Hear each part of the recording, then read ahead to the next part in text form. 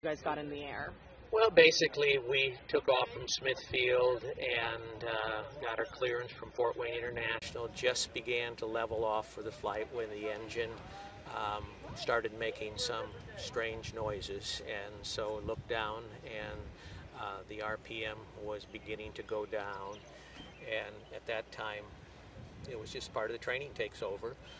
You establish your best glide speed, and so you started thinking about turning back to the airport. We turned around, assessed the situation. There was some high tension electrical lines, and then I was beginning to think, well, will the engine last that long to get over them?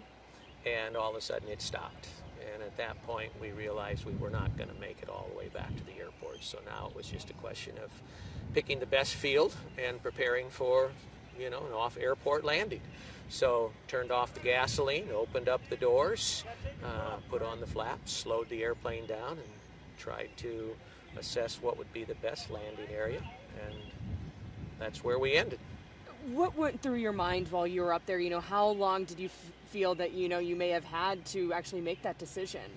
Well, the airplane glides about a mile for every 1,000 feet, and we were at 2,600 feet.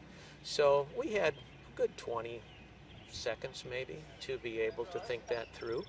And, that was plenty as far as it went. The first decision was to establish the best glide speed. The second one was to turn back to the airport. Third was to assess whether or not the engine was going to keep going to get us there. That decision sort of became made for us when it stopped. Then the next one was, okay, where's the best place to land? And we turned away from the high voltage lines and began to look for a nice field, which here in Indiana is nice. And, you feel, in some ways, you feel that God's somewhat involved in it, in the sense of something went wrong. Now what do you do? Had it been a mile sooner when it happened, there would have been a lot more difficulty in finding a big field. But, none of that did happen. So what happened is what we made decisions with, and that's where the training came in. And the plane was really only going about maybe 40 miles an hour when it touched down.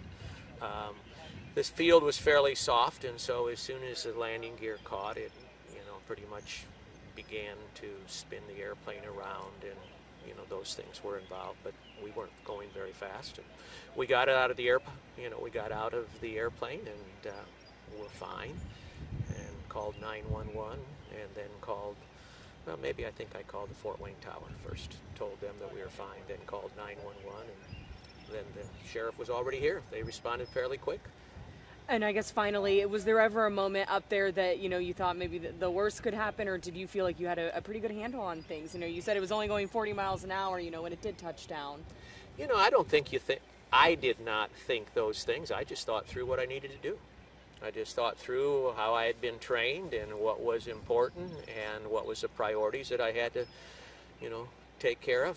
First, you want the airplane to glide as far as it possibly can to a scene where you can land as best as possible. Then you want to make sure the fuel's not flowing and that the doors are going to open up, and then slow the airplane down as best you can. But I think that's the neat thing about aviation. I mean, that's one of the things, just to become a pilot, they train you there.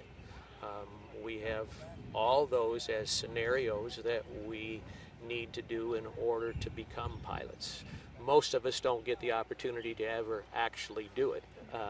But when you do and it works out like this, you're thankful for the training. And this is your first time? Oh yeah, this is my first time, yeah. So training, obviously, you didn't forget anything after all those years of training. No, it was, and that was what was neat, is that it was the first thoughts that you go through, and you think that, this is the way that it should go, and you're thankful that it went that way.